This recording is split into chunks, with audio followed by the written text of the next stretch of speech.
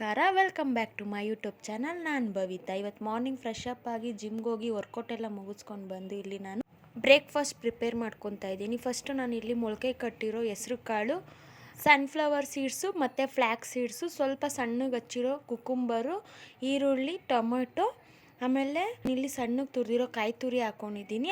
ಅದಕ್ಕೆ ಸ್ವಲ್ಪ black pepper ಹಾಕ್ಕೊಂಡಿದ್ದೀನಿ. ಆಮೇಲೆ ಸ್ವಲ್ಪ ಸಾಲ್ಟ್ ಹಾಕ್ಕೊಂಡಿದ್ದೀನಿ.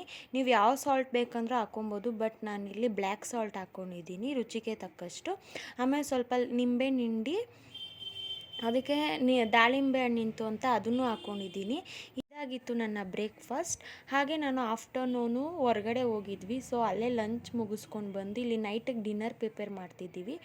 ಡಿನ್ನರ್ಗೆ ನಾವು ಊರಿಂದ ಅವರೆಕಾಳು ತಂದಿದ್ವಿ, ಸೊ ಅದರಿಂದನೇ ಸಾಂಬಾರು ಮಾಡ್ತಿದ್ವಿ. ಇದಕ್ಕೆ ಜಾಸ್ತಿ ಏನು ಆಲೂಗಡ್ಡೆ ಬದನೆಕಾಯಿ ಏನು ಬೇಕಾಗಿಲ್ಲ, ಸೊ ಸಿಂಪಲ್ಲಾಗಿ ಮಾಡ್ತಿದ್ದೀವಿ. ಮೊದಲಿಗೆ ನಾನಿಲ್ಲಿ ಅವರೆಕಾಳನ್ನ ಚೆನ್ನಾಗಿ ತೊಳೆದು ಉಪ್ಪು ಹಾಕಿ ಒಂದು ವಿಜಿಲ್ ಕೂಗಿಸ್ಕೊತಾ ಇದ್ದೀನಿ.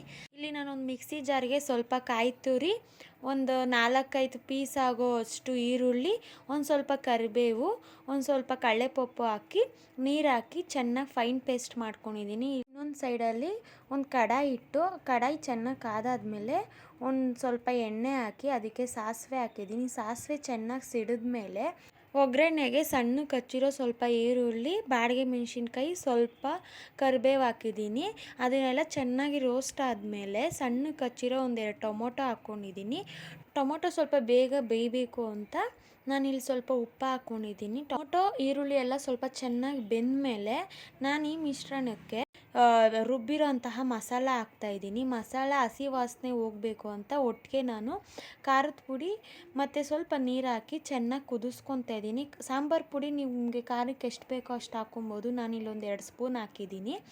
ಇದೆಲ್ಲ ಚೆನ್ನಾಗಿ ಕುದ್ದು ಹಸಿ ವಾಸನೆ ಎಲ್ಲ ಹೋಗಿದೆ. ಇನ್ನೊಂದು ಸೈಡಲ್ಲಿ ಕುಕ್ಕರಲ್ಲಿ ಇಟ್ಟಿದ್ದಂತಹ ಅವರೆಕಾಳು ಸಹ ಚೆನ್ನಾಗಿ ಬೆಂದಿದೆ. ಅದಕ್ಕೂ ನಾನು ಉಪ್ಪು ಹಾಕಿ ಒಂದು ವಿಜಿಲ್ ಕೂಗಿಸ್ಕೊಂಡಿದ್ದೀನಿ.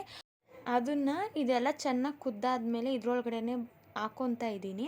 ಅವರೆಕಾಳು ಜೊತೆಗೆ ನೀವು ಬದನೆಕಾಯಿ, ಆಲೂಗಡ್ಡೆ ಸಹ ಹಾಕ್ಕೊಬೋದು, ಬಟ್ ನಾನಿಲ್ಲಿ ಏನೂ ಹಾಕಿಲ್ಲ, ಬರೀ ಅವರೆಕಾಳು ಹಾಕಿದ್ದೀನಿ. ಈ ಅವರೆಕಾಳನ್ನೆಲ್ಲ ಮಸಾಲ ಹಾಕಿರೋ ಪಾತ್ರೆ ಒಳಗಡೆ ಹಾಕ್ಕೊಂಡು ಚೆನ್ನಾಗಿ ಮಿಕ್ಸ್ ಮಾಡಿ ಅದು ಕುದಿಬೇಕಾದ್ರೆ ನಿಮಗೆ ಉಪ್ಪು ಎಷ್ಟು ಬೇಕೋ ಅಷ್ಟು ನೋಡಿಕೊಂಡು ರುಚಿಗೆ ತಕ್ಕಷ್ಟು ಉಪ್ಪು ಹಾಕ್ಬೋದು. ನಾನು ಇನ್ನೂ ಸ್ವಲ್ಪ ಉಪ್ಪು ಹಾಕಿ ಚೆನ್ನಾಗಿ ಕುದಿಸ್ಕೊತಾ ಇದ್ದೀನಿ.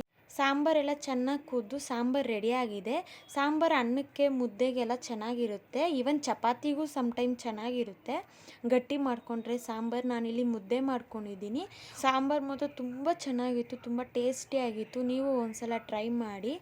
ಈಗ ಊಟ ಎಲ್ಲ ಆದಮೇಲೆ ಕಿಚನ್ ಕ್ಲೀನ್ ಮಾಡ್ತಿದ್ದೀವಿ. ನಮ್ಮ ಮನೆಯಲ್ಲಿ ಇದು ಕಂಪಲ್ಸರಿ. ನೈಟ್ ಎಷ್ಟೇ ಟೈಮ್ ಆಗಿದ್ರೂ ಕಿಚನೆಲ್ಲ ಕ್ಲೀನ್ ಮಾಡಿ ಪಾತ್ರೆ ಎಲ್ಲ ತೊಳೆದು ಮಲಗಬೇಕು. ಸೊ ಕಿಚನೆಲ್ಲ ಕ್ಲೀನ್ ಮಾಡಿ ಪಾತ್ರೆ ಎಲ್ಲ ತೊಳೆದು ಎತ್ತಿಡ್ತಾ ಇದ್ದೀನಿ. ಇದಾಗಿತ್ತು ಇವತ್ತಿನ ಈ ವಿಡಿಯೋ ಇಷ್ಟ ಆಗಿದರೆ ಪ್ಲೀಸ್ ನನ್ನ ಚಾನಲ್ಗೆ ಲೈಕ್ ಮಾಡಿ, ಶೇರ್ ಮಾಡಿ ಆ್ಯಂಡ್ ಪ್ಲೀಸ್ ಸಬ್ಸ್ಕ್ರೈಬ್ ಮಾಡಿ. Thank you.